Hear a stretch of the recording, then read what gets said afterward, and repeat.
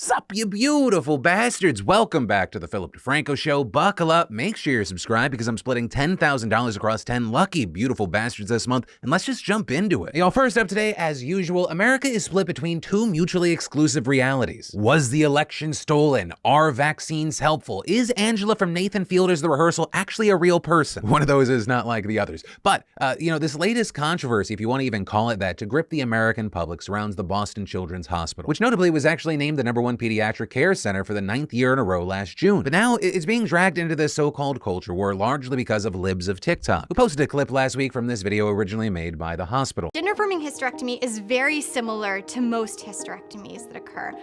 A hysterectomy itself is the removal of the uterus, the cervix, which is the opening of the uterus, and the fallopian tubes, which are attached to the sides of the uterus. Some gender-affirming hysterectomies will also include the removal of the ovaries, but that's technically a separate procedure called a bilateral oophorectomy. And not every gender-affirming hysterectomy includes that, and people who are getting gender-affirming hysterectomies do not have to have their ovaries removed. With, and this is one of the key things here, Libs of TikTok framing this video as Boston Children's Hospital now offering gender-affirming hysterectomies for young girls, seeming to imply to her more than 1 million followers that it performs the irreversible surgery on minors. But, and this is the other key thing here, not true. As places like PolitiFact or anyone that took an additional 2 seconds could tell you, patients who qualify must be 18 years or older and have a letter from a medical doctor stating that they have persistent, well-documented gender dysphoria. Like, that is literally on the hospital's website, and that's in line with the medical guidelines developed by the World Professional Association for Transgender Health. But of course, none of that stopped a host of right-wing personalities from amplifying the misinformation. Like, just so many pushing this, and many of the individual doctors at the hospital are getting bombarded by harassing comments on social media and negative reviews on their online pages. So much so that yesterday the hospital put out a statement saying it has been the target of a large volume of hostile internet activity, phone calls, and harassing emails, including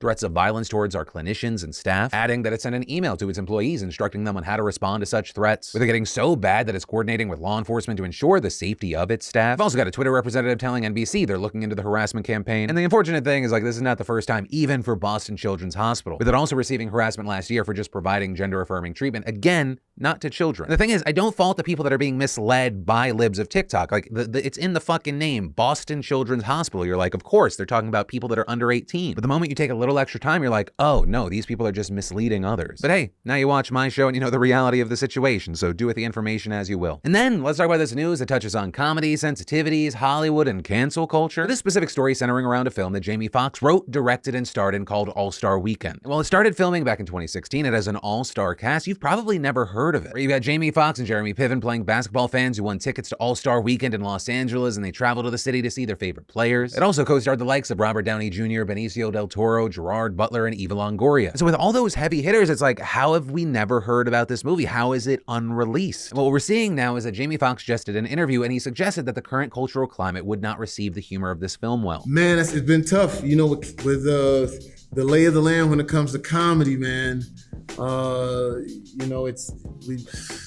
We're trying to break open those sensitive corners where people go back to laughing again. You know, that's kind of vague. It's like, okay, well, what are the specifics? So with looking into this, I actually found out this is not the first time that he's talked about this. Back in 2017, he was actually on the Joe Rogan Experience talking about it. And there, he detailed something about the characters that could piss people off. It's like I play a white racist cop. Robert Downey Jr. plays a Mexican. With Jamie then, of course, talking about Robert Downey Jr. famously doing blackface in Tropic Thunder and how they probably couldn't do that anymore. With Jamie at the time also going on to detail that Robert Downey Jr. was actually hesitant to take on the role in All-Star Weekend. I called Robert. I said, listen, I need you to play a Mexican. He says, dude, here's the deal. Sure, fuck it. Sure, why not? Fuck it, sure, of course. Sure, Mexican, whatever.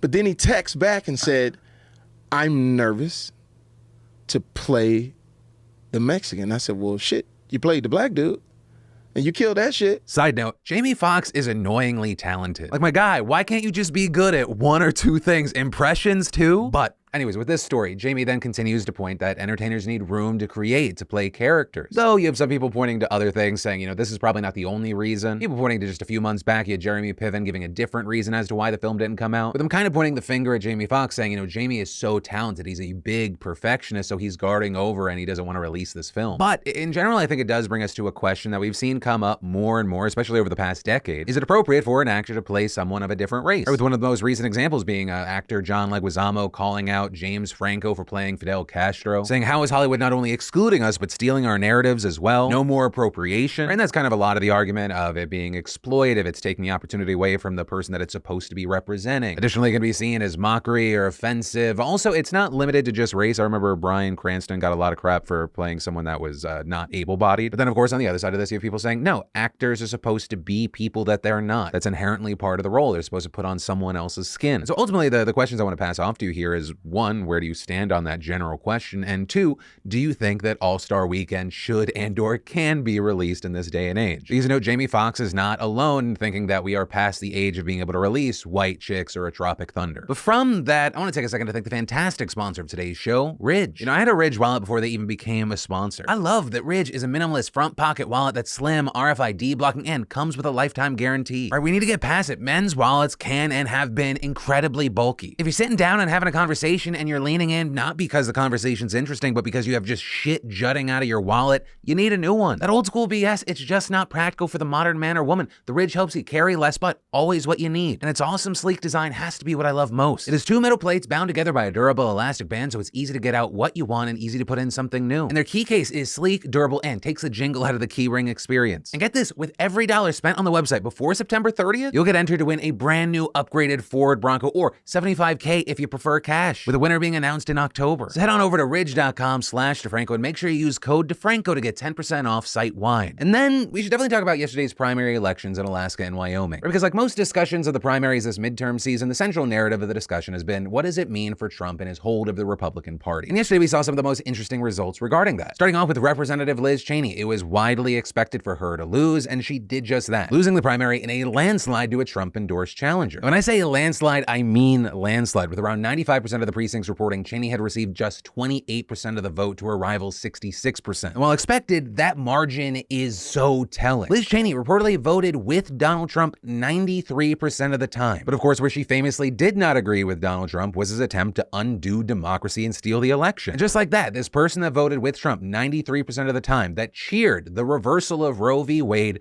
lost massive, especially when you take a second to look back and remember that in 2020, she won her primary 73.5 to 26.1. That's what happened to the number 3 Republican in House leadership. Though, of course, well before this primary, her Republican colleagues had stripped her of that leadership role because she called out Trump's election lies and condemned him for minimizing the attack. And very key here, Cheney isn't the only Republican who has firmly denounced Trump and lost her seat. Out of the 10 Republican House members who voted in favor of impeaching the former president after the insurrection, only 2 have advanced to the general election, with 4 having now lost their primaries and the remaining 4 having decided not to even run for re-election at all. And so while Cheney is not alone here, she is the most high profile of the impeachment Republicans, and her loss is also the most symbolically important because it really underscores how deeply the GOP has realigned to blindly support Trump. Right before she turned on Trump and announced to the world the emperor has no clothes, she was a popular person among her party. She was quickly rising the ranks. Now, with all of that said, Cheney for her part has made it clear that her fight is far from over, continuing her condemnation of Trump in a concession speech last night where she implied that she was eyeing a run for president. But they're also telling reporters this morning that she was thinking about running and would make the decision in the coming months. But as far as how much momentum Cheney would get for that potential bid, I mean, it's important to look at a few things. With given her stance that she would likely just be a Republican protest vote of I don't want Trump, there is still a base of Republicans out there who do not support Trump and his candidates. And in fact, we actually saw a really interesting showing from that base yesterday in Alaska. Now, one of the important things to know about Alaska is that its primaries are open, meaning that members of all parties compete against one another, with the top 4 candidates then advancing to the general regardless of affiliation. And notably, when they get to the general election, they have ranked choice voting. And so in the Senate race there, incumbent Lisa Murkowski, the only Senate Republican who voted to convict Trump at his impeachment trial, advanced into the general. With around 70% of the votes counted, she's currently leading a Trump-backed opponent by a margin of over 43% to 40%. Also, very notable here is what went down in the special election to choose who will serve out the remainder of the term for Alaska's only congressional seat, which was vacated when the previous member died. Now, the thing with this special election is that it's not actually a primary. Alaskans already went through the primary process for this race back in June, selecting their top 4 candidates to advance to the general vote, though one of the 4, a Democrat, dropped out after. So because the special election yesterday was technically a general election, voters got to use the ranked choice system for the first time to pick between the remaining Democrat and 2 Republicans. This including the candidate that Trump endorsed, former Alaska governor and vice presidential candidate Sarah Palin. With just under 70% of the precincts reporting, the Democrat is actually in the lead, with Palin in second place and tailing by 6 points. But I do want to note, because the special election was ranked choice, these current results don't mean that the Democrat will win. The process of tallying all the ranked choice votes is expected to take weeks, and the final outcome depends on how many voters ranked each candidate in relation to one another, and most importantly, who they rank second. significant. But no matter what, it would be incredibly significant if the Democrat won, or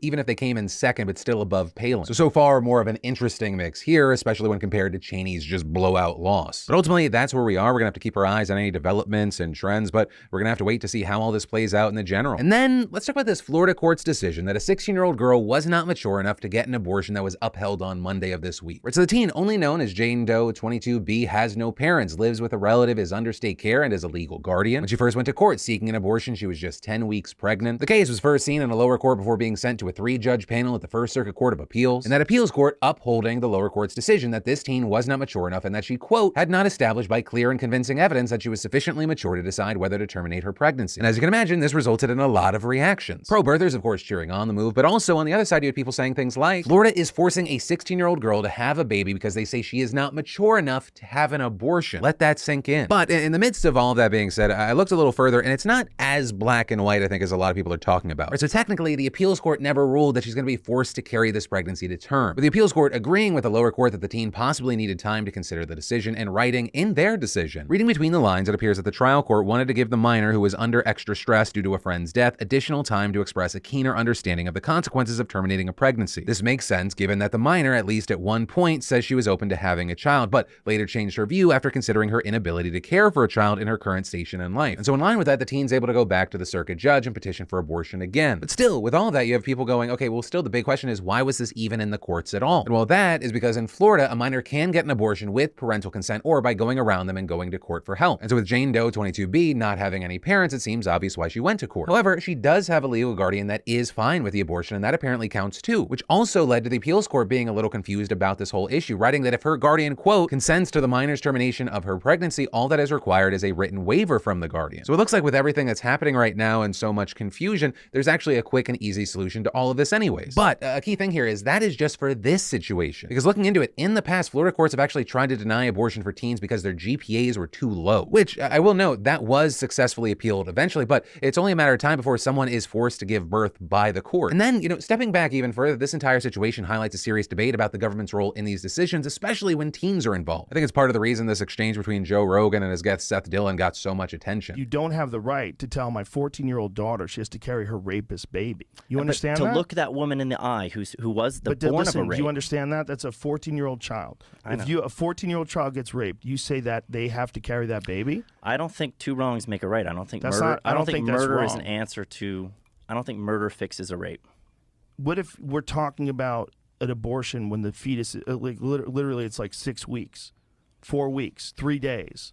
What if she just turned positive just now? Positive for pregnancy. With Dillon defending his position with the usual pro-birth talking points, or things like, and I'm paraphrasing, it's a human life, or asking when does the magic happen for Rogan to consider a fetus a human. Also with his back and forth, we saw Dillon getting a lot of praise from conservatives for this moment. I think abortion is healthcare, the way that rape is lovemaking. Though notably, that statement got a lot of pushback as well, with people arguing and pointing out that no, abortion is healthcare. It's used to stop ectopic pregnancies or save the mother's life. The idea that it's used flippantly is insane. With a lot of those people also kind of putting their hands up in the air, though, going, nothing's going to come from this debate. Or saying we're not going to ever see eye to eye with someone that believes that a clump of cells is human at conception. Which also brings us to the second thing. In America, the idea that life begins at conception is a very Christian position, with people noting that Judaism and Islam actually allow for abortions under various circumstances, and people arguing that forcing them to adhere to Christian standards actually likely violates the First Amendment, which is also why we've seen lawsuits about this already brought up, and why we've seen people responding to the clip in question with things like, nah, keep religion to yourselves. The idea that life begins at the moment of conception is purely religious, so it should not be forced upon those who don't believe so. But also beyond the religion question, many are uncomfortable with the idea that the government is now telling people what they can and cannot do with their bodies and their healthcare. But ultimately, that is where that story and today's show ends. As always, thank you for watching, being subscribed for these daily dives into the news. Also, if you need more news, I got you covered right here, or check out that description down below. But of course, as always, my name's Philip DeFranco. You've just been filled in. I love yo faces, and I'll see you tomorrow.